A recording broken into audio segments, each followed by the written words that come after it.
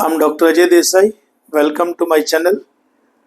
आज हम लोग ब्रीफ हिस्ट्री ऑफ आईएसओ के बारे में बात करेंगे, प्लस हम लोग आईएसओ 9001 2015 जो लेटेस्ट वर्जन है अभी क्वालिटी मैनेजमेंट सिस्टम, उसके बारे में बात करेंगे। जो मैं शुरुआत करूंगा आईएसओ की हिस्ट्री से। आईएसओ जो है एक वर्ड है ISOS, जिसकी ग्रीक भाषा में हम लोग बोलते हैं इक्वल। हमारी इंडस्ट्री के अंदर में 3 सिस्टम है, top management, middle management and lower management. अगर तीनों सिस्टम को फुल्ली अगर आपने इन्वॉल्व कर दिया तो ये सिस्टम जो है अच्छी तरह से चल सकती है। तो उनका ये बेस है। तो आईएसओ का कुछ नाम देना चाहिए, तो आईएसओ बॉडी ने आईएसओ का फुल नाम दिया है International Organization for Standardization. International का मतलब है अंतर्राष्ट्रीय, ऑर्गेनाइजेशन का मतलब एक संस्था है, जैसे हमारी एक संस्था है, आपकी एक कंपनी है, वैसा ये भी एक संस्था है जो अंतर्राष्ट्रीय धोरण के स्टैंडर्ड्स बनाती है। जो ये 163 कंट्री 163 कंट्री में जो है आज उसका रीच है, इसके लिए उसको बोला जाता है इंटरनेशनल स्टैंडर्ड। और ये ऑर्गेनाइजेशन जो है अभी भी नॉन गवर्नमेंटल है। नॉन गवर्नमेंटल इसके लिए रखा है कि कोई पॉलिटिकल अंदर जो है इश्यू या पॉलिटिकल लोगों को अंदर शामिल नहीं हो, और हर जगह पे उसकी ट्रांसपेरेंसी हो। और ये जो आईएसओ बॉडी जो है उसका एस्टेब्लिशमेंट हुआ था 1947 में जिनेवा, स्विट्जरलैंड में।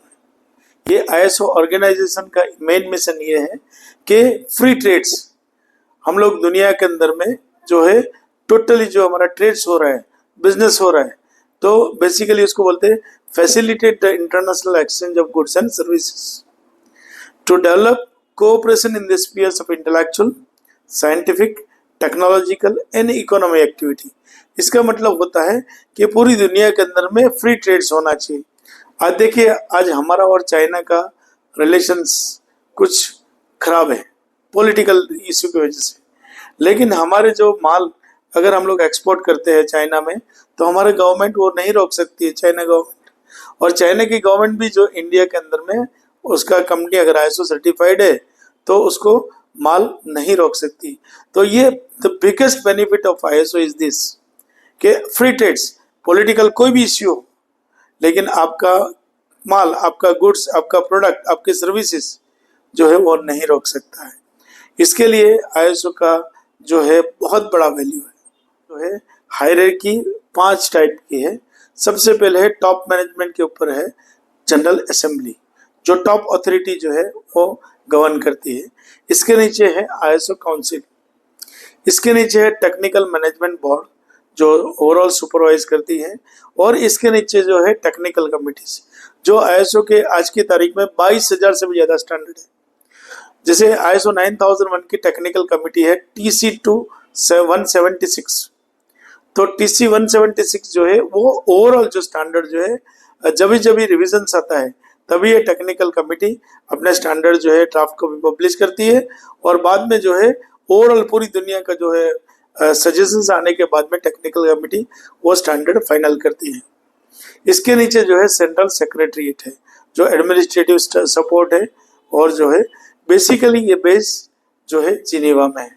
अभी हम लोग आईएसओ बॉडी का स्ट्रक्चर के बारे में बात करेंगे। तो आज जो है आईएसओ बॉडी के 163 कंट्रीज मेंबर्स हैं। इंडिया जो है वो भी एक मेंबर कंट्री है, जो BIS उसका जो है मेंबर्स है। और आईएसओ बॉडी के जो है मैंने बताया आपको हर स्टैंडर्ड के लिए एक टेक्निकल जो है बोर्ड रहता है। तो आईएसओ बॉडी का 9001 का जो है उसके जो चेयरमैन है टेक्निकल कमिटी TC 176, और सब कमिटी 2 जो है वो आईएसओ का स्टैंडर्ड पब्लिश करती है 9001 का।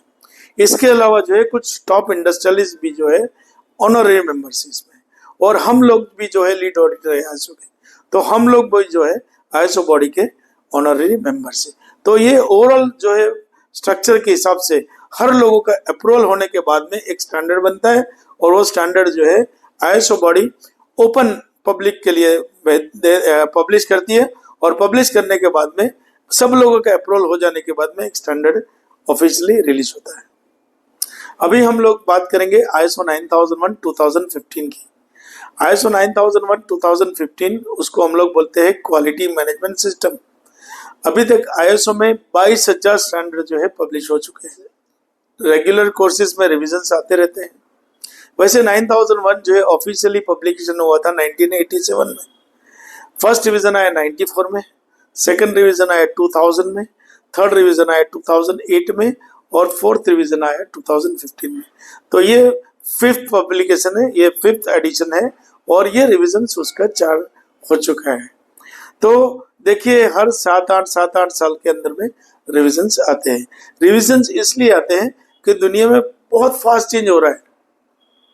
आज हम लोग 21st सेंचुरी में जी रहे हैं, तो 21st century speed of century of speed, तो काफी जो है चेंज हो रहे हैं। इसके लिए जो है अभी 2015 जो वर्जन है ये बहुत ही अच्छा वर्जन है।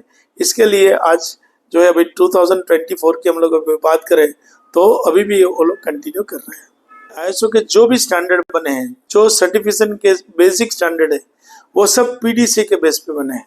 PDCA का मतलब plan do check and act, उसको हम लोग डेमिंग साइकिल भी बोलते हैं। डॉक्टर डेमिंग अमेरिकन थे, उन्होंने ये साइकिल जो है मेनली जापानीज लोगों को दिया था और जापानीज लोगों का ये साइकिल बहुत अच्छा जो है अच्छी तरह से सक्सेसफुल रन करने लगा। इसके लिए जो है ISO बॉडी ने भी स्टैंडर्ड को, ये जो PDCA साइकिल को ISO स्टैंडर्ड में जो है सिस्टम में डेवलप किया है। तो प्लानिंग का मतलब होता है कि इफेक्टिव प्लानिंग। जो भी हम सिस्टम बनाते हैं, ISO के जो भी सिस्टम है वो मैनेजमेंट की सिस्टम है। तो मैनेजमेंट के सिस्टम में अगर आपका प्लानिंग इफेक्टिव रहेगा तो ही हम लोग जो है आपको उस हिसाब से रिजल्ट अच्छी तरह से मिलेगा। तो सबसे पहला और इम्पोर्टेंट पार्ट दिया है प्लानिंग का। प्लानिंग के बाद में डू मीन्स इम्प्लीमेंटेशन। अगर प्लानिंग के बाद में अगर आपने सही तरीके से इम्प्लीमेंट किया तो डेफिनेटली आपकी सिस्टम बहुत अच्छी बन जाएगी। ये सिस्टम अच्छी इम्प्लीमेंटेशन हो रही कि नहीं हो रही वो देखने के लिए हम लोग चेक करते हैं। C का मतलब चेक। तो चेक का मतलब हम लोग जब भी ISO करते हैं तभी हम लोग जो है गैप एनालिसिस करते हैं। गैप एनालिसिस के बाद में हम लोग डॉक्यूमेंट्स बनाते हैं। डॉक्यूमेंटेशन बनने के बाद में हम लोग जो है जनरल अवेयरनेस ट्रेनिंग देते हैं। जनरल अवेयरनेस ट्रेनिंग देने के बाद में हम लोग इम्प्लीमेंटेशन करते हैं। तो मिनिमम इम्प्लीमेंटेशन ISO का है 3 महीने का, 90 डेज का रिक्वायरमेंट्स है, वो हिसाब से दिखाना पड़ता है। तो वो हिसाब से हम इम्प्लीमेंटेशन बराबर हुआ कि नहीं उसके लिए हमको चेक करना चाहिए। तो हम लोग एक इंटरनल ऑडिटर्स की टीम बनाते हैं और वो इंटरनल ऑडिटर्स पूरी सिस्टम को इम्प्लीमेंटेशन प्रॉपर हुआ कि नहीं वो देखने के बाद में चेक करते हैं और जो भी इश्यूज आते हैं वो हम लोग सॉल्व करते हैं। वो आता है एक्ट में। तो जहाँ पे हमारी नॉन कन्फर्मिटीज आती है, जहाँ पे हमको करेक्टिव या करेक्शंस या प्रिवेंटिव एक्शन लेना है, वो सब चीज़ जो है वहाँ पे आ जाती है। तो ये PDCA साइकिल जहाँ पे हम लोग जो सिस्टम में जहाँ पे गलतियाँ हो रही है वो सुधारते सुधारते हम आगे बढ़ते हैं। इसके लिए ISO में एक वर्ड बहुत इंपॉर्टेंट है, वो है कंटिन्यूअल इम्प्रूवमेंट। तो PDCA साइकिल से जो है हमारा आउटकम मालूम पड़ता है, हम इवेल्युएट करते हैं और उसके हिसाब से हम हमारी सिस्टम को अपग्रेड करते जाते हैं। अभी ISO के हम लोग जो बात करेंगे सपोर्टिंग स्टैंडर्ड के लिए, ISO 9001 को मेनली 3 स्टैंडर्ड सपोर्ट करते हैं, जिसको हम लोग बोलते हैं ISO 9000 2015 सीरीज है, जिसको हम लोग क्वालिटी फंडामेंटल्स एंड वोकैबुलरीज बोलते हैं। दूसरा स्टैंडर्ड जो है ISO 19011 2018 सीरीज, जो गाइडलाइंस है क्वालिटी ऑडिटिंग मैनेजमेंट सिस्टम। जो हम लोग कुछ लोगों को ऑडिटर तैयार करते हैं तो ऑडिटर को लीड ऑडिटर सर्टिफाइड करेगा, तो वो सर्टिफिकेशन जो आता है उसको वो 19011 की सीरीज में लिया जाता है। तीसरा जो है सपोर्टिंग स्टैंडर्ड जो है वो ISO 9004 2015 है। जो ISO आपको सर्टिफिकेट मिलने के बाद में वो गाइडलाइंस देता है कि आपके सिस्टम को कैसे कंटिन्यूअली इम्प्रूवमेंट करना है, और भी बहुत सारी गाइडलाइंस इसमें मिलेगी आपको। ISO 9001 में टोटल 7 क्वालिटी मैनेजमेंट प्रिंसिपल्स है, जो उसको बोलते हैं fundamental of all management system. तो सबसे पहला प्रिंसिपल जो है वो है कस्टमर फोकस। कस्टमर फोकस का मतलब होता है कस्टमर की आज की रिक्वायरमेंट क्या है और कस्टमर की फ्यूचर रिक्वायरमेंट्स क्या है, तो वो हमको आज से समझना पड़ेगा, नहीं तो हमको बहुत तकलीफ हो जाएगा। जैसे आपने देखा होगा कि नोकिया का क्या हाल है। दूसरा है लीडरशिप। अगर हम लोग हमारी इंडस्ट्री को चलाना है तो अच्छी लीडरशिप अगर नहीं होगी, लीडरशिप का काम है डायरेक्शन देना और उसको कंट्रोल करना। अगर हमारी लीडरशिप सही नहीं होगी तो हमारी इंडस्ट्री हम लोग आगे नहीं लेके जा सकते। हमारी सिस्टम, जैसे क्वालिटी मैनेजमेंट सिस्टम की हम लोग बात कर रहे हैं, वो अच्छी तरह से नहीं चलेगी तो कंपनी जो है बंद हो जाएगी। तो हमारी लीडरशिप स्ट्रांग होनी चाहिए, बोलते हैं ना गांधी जी जैसी, या जो है नरेंद्र मोदी जी सिस्टम होनी चाहिए। हाँ, दूसरा है एंगेजमेंट ऑफ पीपल। जब हम लोग कंपनी में काम करते हैं तो टीम से काम करते हैं, अकेले का काम नहीं है। और ये टीम वर्क अगर हर जगह से, जैसे मैंने पहले ही बोला कि टॉप मैनेजमेंट, मिडिल मैनेजमेंट और लोअर मैनेजमेंट, तीनों मैनेजमेंट अगर साथ में मिलकर काम करेगी तो जो है आप वंडर कर सकते हैं। तो हम लोग फुल्ली जो है एंगेजमेंट चाहिए। कंपनी में टॉप मैनेजमेंट से हायरार्की होती है लोअर मैनेजमेंट तक, प्लस इंक्लूडिंग कॉन्ट्रैक्टर वर्कर को भी जो है हम लोग जो है उसमें शामिल करते हैं। चौथा है process approach. Input converted into outputs. जो भी आप रॉ मटेरियल लेके आ रहे हैं, रॉ मटेरियल से लेके फिनिश गुड्स तक, जितने आपके सिस्टम, जितने आपके प्रोसेस स्टैंडर्डाइज होंगे, जितने आपके प्रोसेस बेस्ट होंगे, जितने आपके प्रोसेस की कॉस्ट कम होगी, जितना आपके प्रोसेस की क्वालिटी अच्छी होगी, उतना आपका आउटपुट अच्छा होगा। तो हमारा प्रोसेस अप्रोच भी अच्छा होना चाहिए। पांचवा जो है प्रिंसिपल है, बोलते हैं इम्प्रूवमेंट।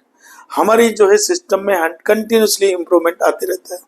तो हमारी सिस्टम के जितना इम्प्रूवमेंट आप करते जाओ, तो इम्प्रूवमेंट जितना जितना आगे बढ़ाते जाएंगे, तो कभी कभी हम लोग बोलते हैं कि कंटिन्यूली इम्प्रूवमेंट भी करना चाहिए। मीन्स हमको हमारी सिस्टम को बेस बना के चलना चाहिए, और वो बेस धीरे धीरे स्टेप बाय स्टेप आगे बढ़ेंगे तो हमारा इम्प्रूवमेंट जितना आगे आएगा तो हम लोग आगे बढ़ सकते हैं। तो वो आपका पांचवा प्रिंसिपल हो गया। छठा प्रिंसिपल है एविडेंस बेस्ड डिसीजन मेकिंग।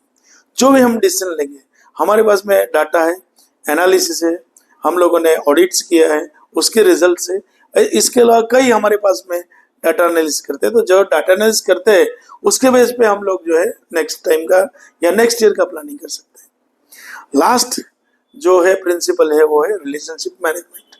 हम लोग इंडस्ट्री में जब भी काम करते हैं तो हमारे साथ में बहुत सारे लोग जो है इन्वॉल्व होते हैं, जैसे कस्टमर, सप्लायर्स, कॉन्ट्रैक्टर्स, गवर्नमेंट, हमारे जो सोसाइटी, हाँ, और हमारे एम्प्लॉयज और एम्प्लॉयर, सबके सभी काम को ध्यान रखना पड़ता है।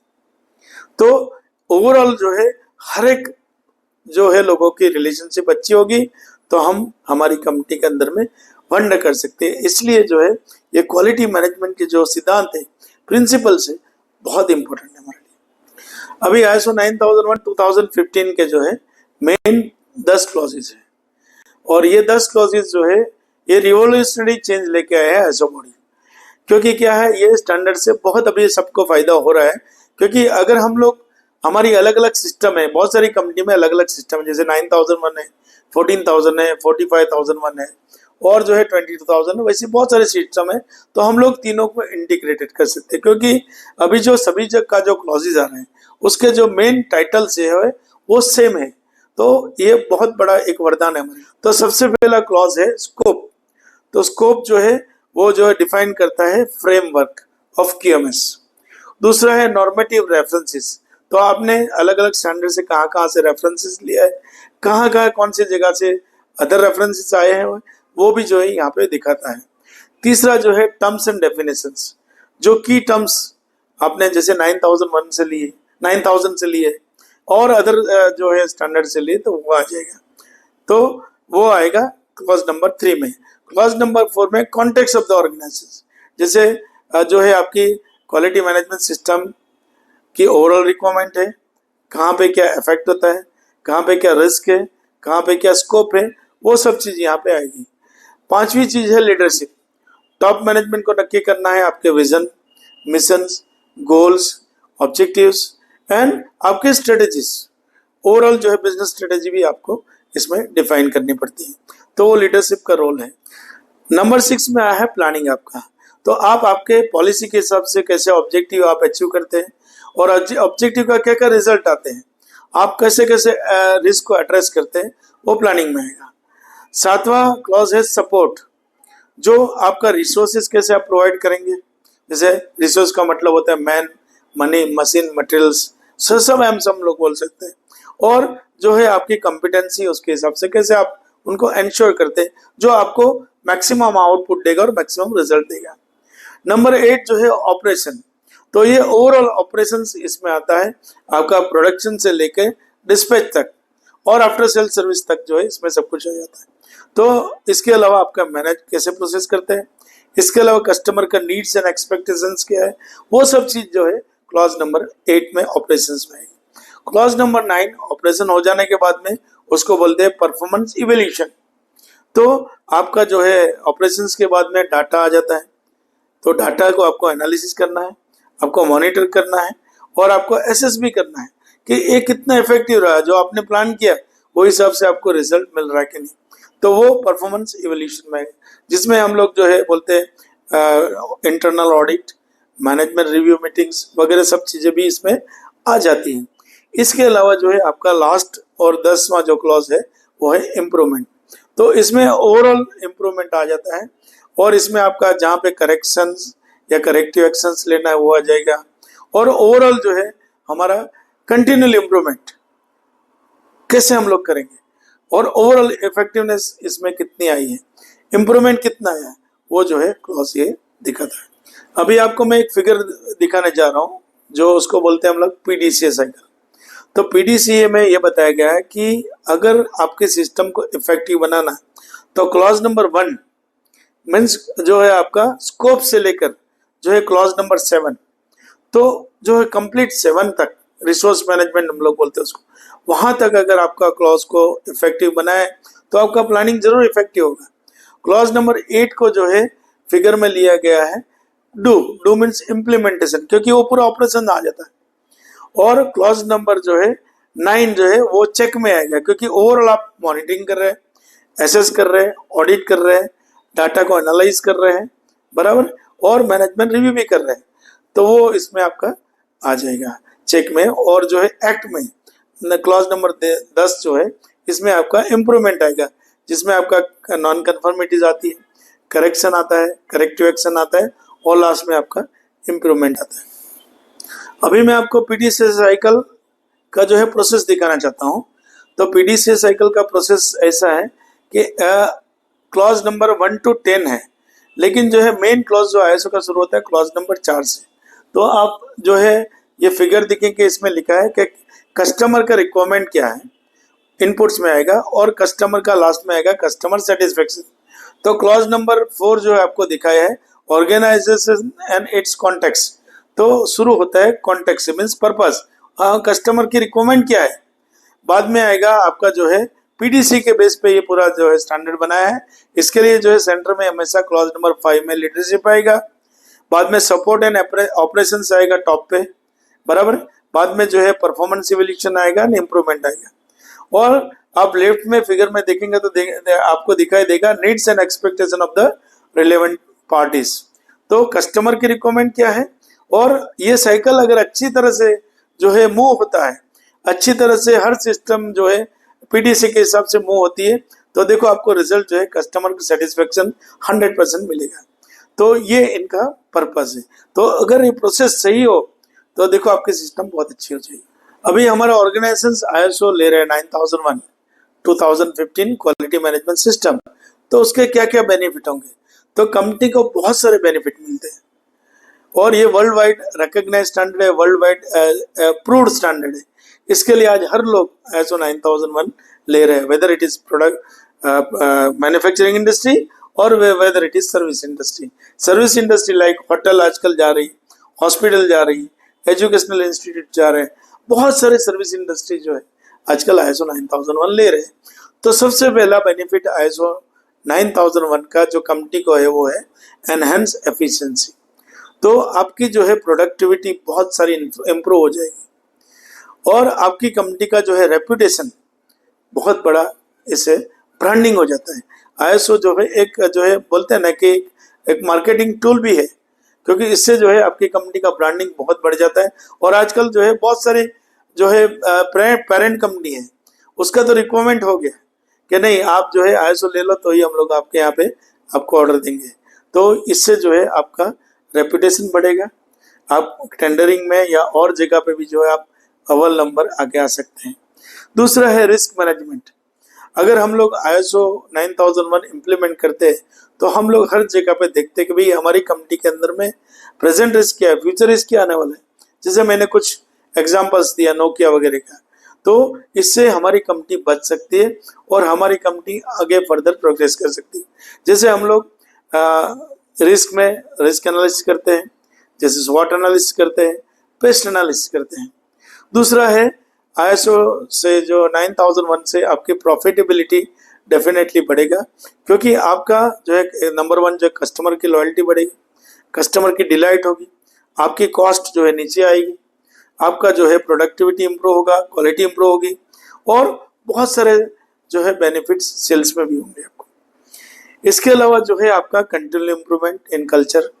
आईएसओ 9001 से हम लोगों ने, मेरे पास में आज 2000 से भी ज़्यादा क्लाइंट है, तो हमने देखा है कि इसकी वजह से आपका कंपनी का क्वालिटी कल्चर जबरदस्त डेवलप होता है। हर लोग क्वालिटी क्वालिटी क्वालिटी के बारे में बात कर रहे हैं और आज quality is need of an hour. इसकी वजह से आप कंपनी कहाँ से कहाँ चली गई आप देख भी रहे हैं। इसके अलावा कंप्लायंस विद रेगुलेशंस, हम लोग लीगल इश्यूज भी होते हैं, उसकी रिक्वायरमेंट भी जो है आईएसओ 9000 में फुलफिल हो जाती है, क्योंकि हम लोग जब ये ऑडिट करते हैं तभी इसका भी रिक्वायरमेंट होता है। अभी हम लोग बात करेंगे कस्टमर को क्या बेनिफिट मिलेगा आईएसओ से। कस्टमर हमारे लिए भगवान है और भगवान के ऊपर कोई है नहीं, इसके लिए जो है कस्टमर को भी बहुत सारे बेनिफिट मिलते हैं। जैसे आईएसओ के सिस्टम से उसकी प्रोडक्टिविटी इंप्रूवमेंट आती है, उसकी सर्विस क्वालिटी में भी काफ़ी इंप्रूवमेंट आएगा। इससे कस्टमर के साथ में हमारी जो है एक लॉन्ग टर्म एसोसिएशन और एक जो है बोलते हैं ना कि लेगेसी रहेगी, रिलायबिलिटी और ट्रस्ट भी, उससे बॉन्डिंग जो है बनेगा हमारा। कस्टमर का एक अच्छा एक्सपीरियंस है, कस्टमर का हम फीडबैक लेते हैं, कस्टमर के साथ में हम लोग जो है कम्युनिकेशन करते हैं, तो उससे डेफिनेटली कस्टमर की जो रिक्वायरमेंट हम समझेंगे अच्छी तरह से और उसको वही हिसाब से डिलीवर करते हैं।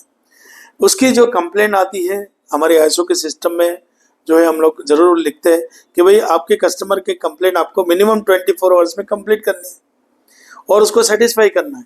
तो कस्टमर भी सेटिस्फाई हो जाता है कि नहीं, हमारे कंप्लेंट भी हम लोग जो है हमारे कस्टमर अटेंड कर रहे हैं और हमारे जो भी प्रॉब्लम्स है वो सॉल्व करते हैं।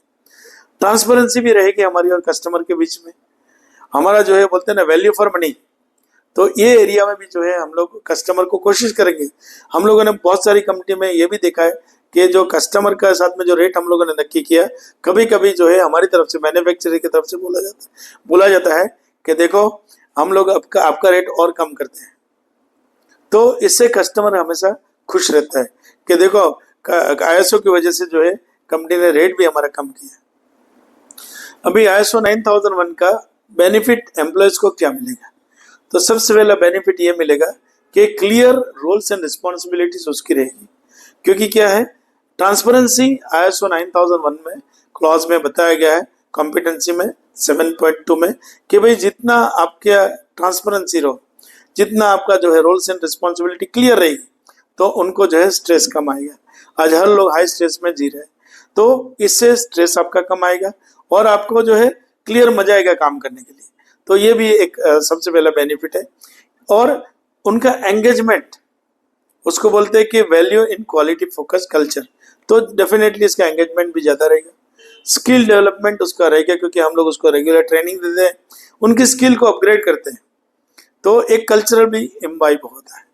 जॉब सेटिस्फेक्शन भी मिलेगा उनको लगेगा मेरी यहाँ पे सेफ्टी है, मेरी यहाँ पे सिक्योरिटी है, हमारी कंपनी आगे बढ़ रही है, तो मेरे को भी वहाँ पे स्कोप मिलेगा।